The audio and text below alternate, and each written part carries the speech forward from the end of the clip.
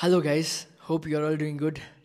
Guys, ఈ video ఎవరైతే చూస్తున్నారో మీకు ఒక చిన్న ప్రశ్న.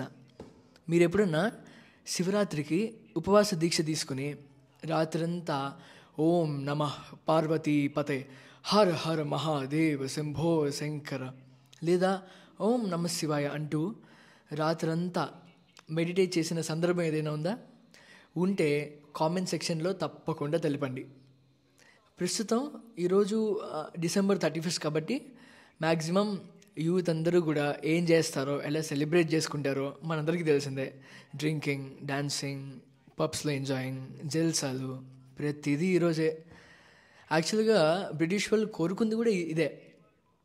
బ్రిటిష్ వాళ్ళు మన Indian rich heritage and rich cultural వాల్యూస్ని ఎలా దెబ్బతీయాలి, ఎలా దెబ్బ కొట్టాలి ఇక్కడ బ్రతికే జనాల్ని అని చెప్పి వాళ్ళు బాగా ఆలోచించి యాక్చువల్గా బ్రిటిష్ వాళ్ళు రాకముందు వరకు కూడా హోల్ ఇండియా మొత్తం కూడా శివరాత్రిని ఎంతో ఘనంగా, ఎస్పెషల్లీ యూత్, చిన్నపిల్లల నుంచి పెద్దవాళ్ళ దాకా ప్రతి ఒక్కళ్ళు రాత్రి జాగారాలుండి ఉపవాస దీక్ష హెల్త్ని, బాడీని మొత్తాన్ని కూడా రీజువినేట్ చేసుకోవడం, అలానే మెంటలీ బాగా ఫిట్గా ఉండడం, యూ కెన్ సే డీటాక్సిఫికేషన్ అంటారు. సో ఇవన్నీ కూడా బ్రహ్మాండంగా చేసుకుని చక్కగా ఆరోగ్యంగా ఉండేవాళ్ళు. హోమాలు, అగ్నిహోత్రాలు అని చెప్పి ఎన్నో రకాలుగా, without any pollution in the mind. Everywhere peacefulness, all over India పీస్ఫుల్గా, హాయిగా, హ్యాపీగా, చక్కగా ఉండేవాళ్ళం. ఆ టైంలో మన భారతదేశమే సెంటర్ ఆఫ్ అట్రాక్షన్. చూసి ఆబ్వియస్లీ జెలసీ అనేది ఉంటుంది కదా. ఆ టైంలో బ్రిటిష్ వాళ్ళు వచ్చి వీళ్ళని ఎలా దెబ్బతీయాలి, ఈ జనాల్ని, ఈ వీళ్ళ రిచ్ కల్చర్ అండ్ ట్రెడిషన్ని ఎలా మర్చిపోయేటట్టు చేయాలి, వెస్ట్రన్ కల్చర్ని వీళ్ళల్లో ఎలా బాగా ఇంబైబ్ చేయాలని చెప్పి ఆలోచించి ఈ డిసెంబర్ 31 అసలు మనం మందుతో సెలబ్రేట్ చేసుకోవడం ఏంటి, తాగడం ఏంటి, పడిపోవడం ఏంటి, స్పీడ్గా వెళ్ళి ఎవరినో గుద్దేయడం ఏంటి, ప్రాణాలు కోల్పోవడం ఏంటి? యూత్కి ఇదే మెయిన్. యూత్ అందరూ కూడా ఆలోచించాల్సింది ఇదే.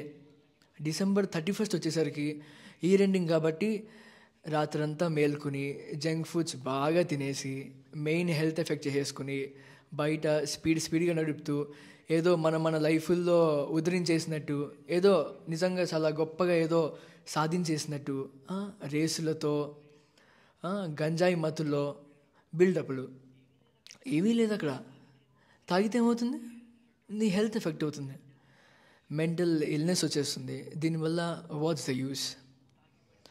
తాగి పడిపోవడంలో జల్సా ఉంది కదా. ఇన్ వెరీ ఈజీ కూడా, నో కష్టం. కాబట్టి యువతరం అంతా కూడా, ఎస్పెషల్లీ ఎడ్యుకేటెడ్ యూత్ కూడా చాలా ఈజీగా కనెక్ట్ అయిపోతున్నారు దానికి.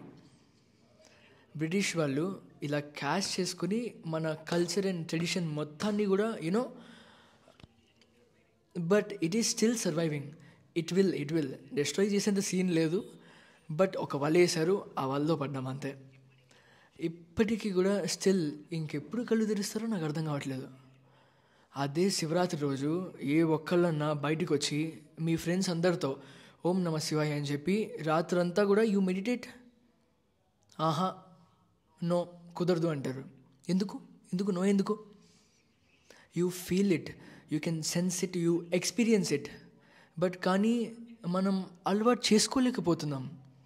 ఎందుకంటే మంచిది ప్లస్ కష్టం కాబట్టి. ఇట్ ఈస్ వెరీ డిఫికల్ట్ నా. ఈజీ ఏంటంటే తాగడం, తినడం, తిరగడం కాబట్టి. సో మీరే ఆలోచించుకోండి గైస్. ధర్మో రక్షతి రక్షితః. Stay safe, stay healthy for creating better environment for future generations. Thank you. Namaskaram.